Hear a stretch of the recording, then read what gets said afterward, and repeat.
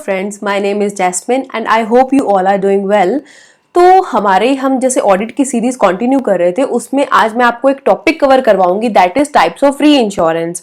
Types of reinsurance cover करने से पहले मैं आपको री इंश्योरेंस का मतलब बता देती हूँ। नॉर्मल जो हम एक इंश्योरेंस पॉलिसी लेते हैं उसमें दो पार्टीज इन्वॉल्व होती है, one is insurer and the second one is insured. जो कंपनी है इंश्योरेंस कंपनी उसे बोलते हैं हम insurer and the person being insured is known as the insured. तो कई बार क्या होता है इंश्योरेंस कंपनी खुद को भी आगे कवर कर लेती है अपना रिस्क डिवाइड करने के लिए, उसे हम बोलते हैं, उस प्रोसेस को बोलते हैं री इंश्योरेंस। उसके लिए वो एक पार्टी के साथ इन्वॉल्व होती है। वहां पे जब दो पार्टीज इन्वॉल्व होंगी, one is seeded company and the second one is री इंश्योरेंस कंपनी। तो री इंश्योरेंस करने के दो टाइप्स होते हैं। The first one is facultative and the second one is treaty. ठीक है, फैकल्टेटिव के आगे कोई फर्दर bifurcation नहीं है, but treaty is further divided into two parts, one is proportional and second one is non proportional। इसे हम आगे further हमारी वीडियो में कंटिन्यू करेंगे। So let's start with our first topic that is facultative reinsurance। facultative reinsurance में क्या होगा, ये हमारा रिलेट करेगा सिर्फ एक पर्टिकुलर रिस्क से। हम जो जैसे हमारे एक इंश्योरेंस पॉलिसी में बहुत से रिस्क इन्वॉल्व होते हैं, बट हम पर्टिकुलरली यहाँ पे एक रिस्क इन्वॉल्व करेंगे। हर रिस्क के ऊपर एक अग्रीमेंट एंटर किया जाएगा, जो भी रिस्क होगा वो एक्सप्रेस किया जाएगा हमारे री इंश्योरेंस पॉलिसी में। हर ट्रांजैक्शन को नेगोशिएट किया जाएगा इंडिविजुअली और मोस्ट बेनिफिशियली यहाँ पे दोनों पार्टीज के लिए बेनिफिट है। Ceding company as well as the reinsurance company have free choice कि वो ऑफर कर सकते हैं, और सीडिंग कंपनी ऑफर कर सकती है, री इंश्योरेंस कंपनी उसको एक्सेप्ट करे या उसकी मर्जी है। देन हमें फैकल्टेटिव री इंश्योरेंस कहाँ पे यूज करना है, क्या उसकी यूजेस हैं, कौन से सर्कमस्टांसेस हैं, तो वो मेनली चार टाइप्स की हैं। फर्स्ट वन इज एक हमारे पास ऑटोमेटिक कवर होता है, या तो वो ऑटोमेटिक कवर है ही नहीं, अदरवाइज वो अगर था तो वो एग्जॉस्ट हो चुका है।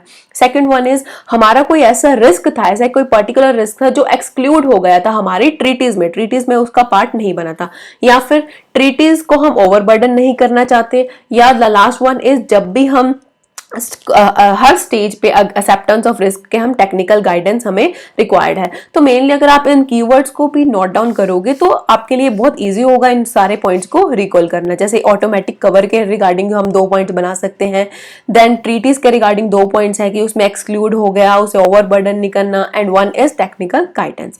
तो चलिए अब नेक्स्ट चीज हम जो कवर करेंगे वो है हमारा सेकंड टाइप ऑफ री insurance that is treaty. Treaty भी एक टाइप का एग्रीमेंट ही होता है, लेकिन इसमें कोई एक पर्टिकुलर रिस्क से डील नहीं करता, rather it deals with a specified period, यानी हम एक कुछ फिक्स टाइम पीरियड की, फिक्स ड्यूरेशन की बात करते हैं यहाँ पे।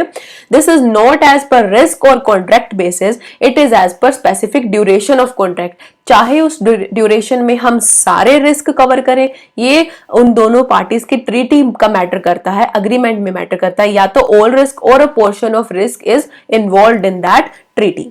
तो फर्स्ट टाइप की जो हमारी ट्रीटी है that is proportional treaty.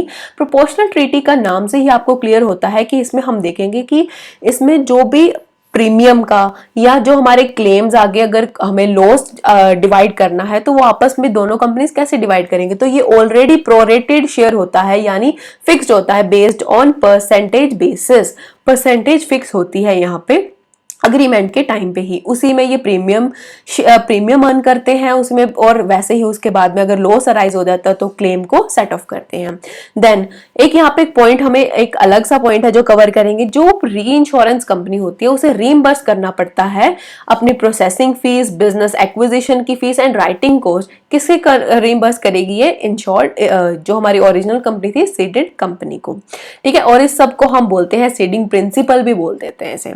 So next one is, अब जो हमारे फर्दर जो हम प्रोपोर्शनल ट्रीटी को 4 पार्ट्स में डिवाइड किया गया है। First one is quota share. Quota share से आपको नाम ही क्लियर हो रहा है कि एक फिक्स्ड कोटा है। ठीक है, सारी पॉलिसीज का, ऑल द पॉलिसीज का एक फिक्स परसेंटेज फिक्स हो गया कि हाँ मतलब हर हमारी जो भी इंश्योरेंस पॉलिसी मेरे पास है उसमें जो न्यू री इंश्योरेंस कंपनी है उसका फिक्स परसेंटेज है। इससे न्यू जो हमारे जो री इंश्योरेंस कंपनी है उसको क्या फायदा होगा, उसे सारी के सारी बिजनेसेस जो हमारे हम डील करते हैं उसे उसमें सेम प्रोपोर्शन मिल जाएगा। It can participate in the premium as well of all the policies with a fixed percentage. Second one is surplus treaty. Surplus treaty में मैं आपको एक एग्जाम्पल से ये चीज क्लियर करना चाहूंगी. So firstly we will read up the write up. तो कैसे है कि द अमाउंट जो कंपनी, क्या होता है कि मान लो अब फॉर एग्जाम्पल क्या हम लेके चलते हैं यहाँ पे एग्जाम्पल, कि एक कंपनी है इंश्योरेंस कंपनी, उसके पास कोई भी जैसे जो भी वो अपने बिजनेस करती है इंश्योरेंस का, तो उसके पास जितनी भी अमाउंट का बिजनेस आता है जो वो रिटेन नहीं करना चाहती, वो एक्सेस अमाउंट को हम बोलते हैं सरप्लस. और जो वो सरप्लस है उसे कौन डील करता है? री इंश्योरेंस कंपनी. ठीक है. The amount which company do not want to retain is known as the surplus treaty. ठीक है. अगर सारा का सारा रिटेन कर लिया तो सरप्लस का सवाल ही नहीं उठता. ठीक है. सरप्लस को हम डिटरमाइन कैसे करेंगे, ये बहुत इंपॉर्टेंट पॉइंट है आपको समझने के लिए. Multiples of seeding company retention जो कर रही है उसके बेस पे, रिटेंशन को हम यहाँ पे लाइन भी बोल देते हैं. फॉर एग्जाम्पल जो हमारी सीडिंग कंपनी थी वो बोलती है कि मैं तो जो भी क्लेम, जो भी लॉसेज आएंगे, जो भी पॉलिसीज होंगी, मैं 5 लाख का बिजनेस ही हैंडल करूंगी. ठीक है. फॉर सपोज जो हमारा बिजनेस था वो आ गया 500 लाख का. ठीक है. तो इस केस में हमारे पास एक्सेस कितना हो गया? 495 लैक्स. ये हमारा हो गया एक्सेस. लेकिन हमने यहां पे अभी स्पेसिफिकली एक लाइन पढ़ी दैट जो ये सरप्लस होता है ये किस में डील किया जाता है? It is dealt in the multiples. तो जो सीडिंग कंपनी और री इंश्योरेंस कंपनी के बीच में डिसाइड हुआ कि हम जो मल्टीपल शेयर करेंगे, फॉर सपोज कि 5 लैक्स इंटू 20 लाइन्स में हम हमारे बिजनेस को जो है सीड करेंगे, तो it comes out to be 100 lakhs. लेकिन अब एक सिनेरियो बनता है कि अभी भी एक्सेस बच रहा है. स्टिल एक्सेस ऑफ 395 लैक्स, उसका क्या करेंगे? सो जो ये हमारे पास 495 लैक्स आया था, जो ये सरप्लस डील हुआ, this 100 lakh is known as surplus treaty. And जो फर्दर 395 लाख से जो डील करेगा इंश्योरेंस कंपनी, उसे हम बोलते हैं auto fact treaty, which is next point to be discussed in proportional treaty. तो ऑटो फैक्ट ट्रीटी यहाँ पे क्या कहता है? सरप्लस में से भी सरप्लस बच गया, द 395 लाख रुपीज. ठीक है. और जो ये री इंश्योरर होता है इसके लिए ऑब्लिगेशन होती है कि इसको within the purview of the agreement उसे ये एक्सेप्ट करना ही पड़ेगा. So I hope you understood the points. जो मेनली हमें जो डाउट होता है वो इन तीनों पॉइंट्स के ऊपर ही आता है, सरप्लस पे, ऑटो फैक्ट पे. तो आई होप ये आपको इजीली समझ आओगे. जो पूल हम नेक्स्ट पॉइंट करेंगे वो बहुत इजी है. पूल में क्या होगा, एक हम एक common pool, common source create कर देते हैं. जैसे 2-3 कंपनीज मिलके एक काइंड ऑफ जॉइंट वेंचर बना लेती हैं, तो वो इकट्ठे उस पैसे को इन्वेस्ट करते हैं किसी इंश्योरेंस कंपनी में. ये भी इन लोगों के बीच में प्री डिटरमाइंड प्रोपोर्शन होता है. मान लो कि 20% हर बंदे ने कॉन्ट्रीब्यूट किया, तो 20% ही ये प्रीमियम के बेनिफिट्स उठाएंगे, 20% ही ये अपने क्लेम्स को ये ओवरकम रिम्बर्स करेंगे. सो नेक्स्ट जो अब यहाँ पे हम कवर करेंगे that is non proportional treaty. Non proportional treaty से आपको क्लियर हो रहा है यहाँ पे कोई फिक्स परसेंटेज नहीं है. ठीक है. तो यहाँ पे एक सवाल उठता है कि कब जो है री इंश्योरेंस कंपनी पार्टिसिपेट करेगी.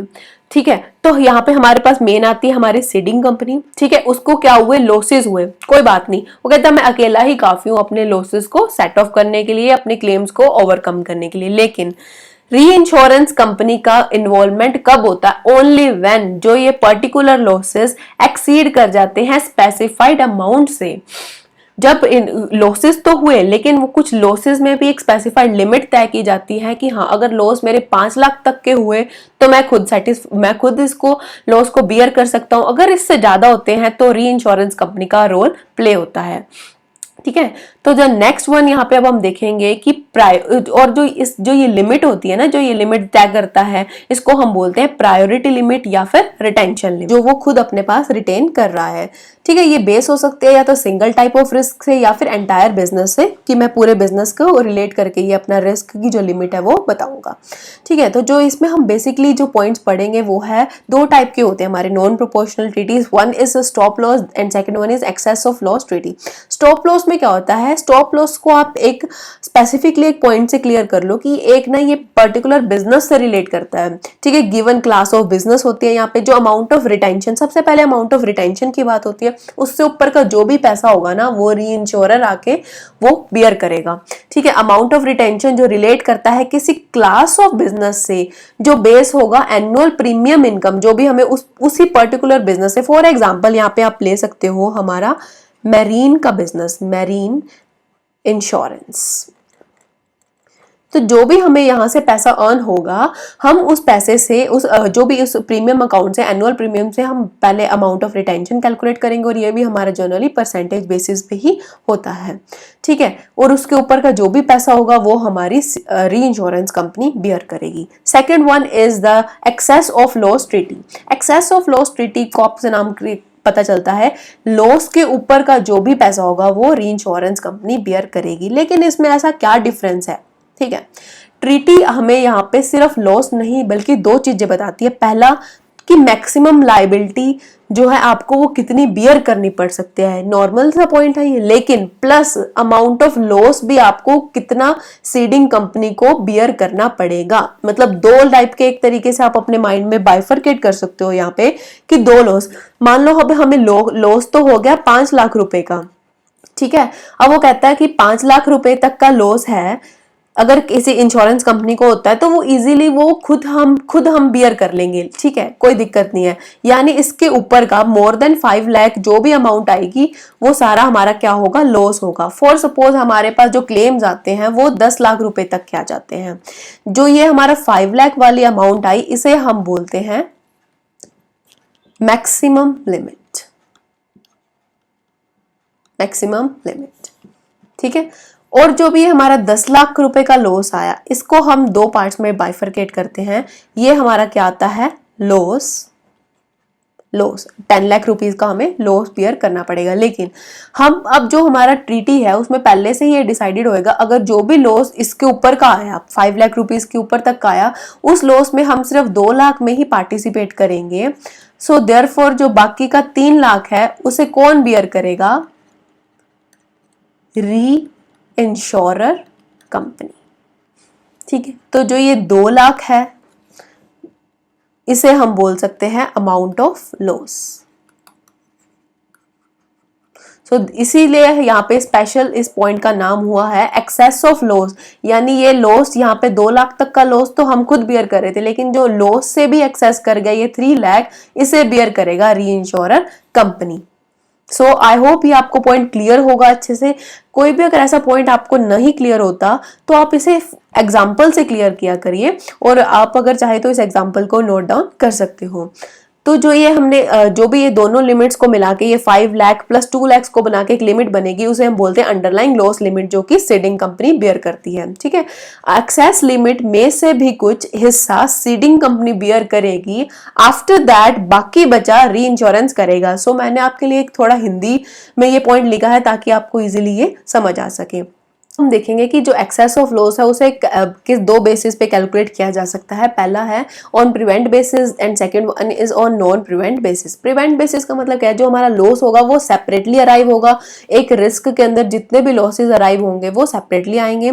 एंड क्या होगा, जो हमारी अंडरलाइंग लिमिट जो हमने बताई थी जो सीडिंग कंपनी बियर करती है, वो भी हर रिस्क के ऊपर अलग से अप्लाई होंगे, सेपरेटली अप्लाई होंगे। बस नॉन प्रिवेंट बेसिस में इसका ऑपोजिट होगा, एग्रीगेट अमाउंट ऑफ लॉस को डिटरमाइन किया जाएगा, ठीक है। जो भी हमारा एग्रीगेट लॉस आया उसमें से हम एक ही अंडरलाइंग लिमिट जो पूरे लॉस पूरे रिस्क के लिए उसको माइनस कर देंगे, बाकी जो बच गया वो री इंश्योरर क्लियर करेगा। सो आई होप ये आपको टॉपिक इजीली समझ आ गया होगा। इस टॉपिक में मेनली आपको जो है जो हमारे बाइफरकेटेड टॉपिक्स हैं, जैसे टाइप्स के हैं, फर्दर ट्रीटी के क्या टाइप्स हैं, उनको आपको अच्छे से रिटेन करना चाहिए, और ये आप इजीली आप इस टॉपिक को कर सकते हो। सो आई होप ये वीडियो आपके लिए बेनिफिशियल होगी, तो do share with your friends and मिलते हैं हमारे नेक्स्ट वीडियो में। So stay tune to my channel audit and law by Jasmine. Thank you.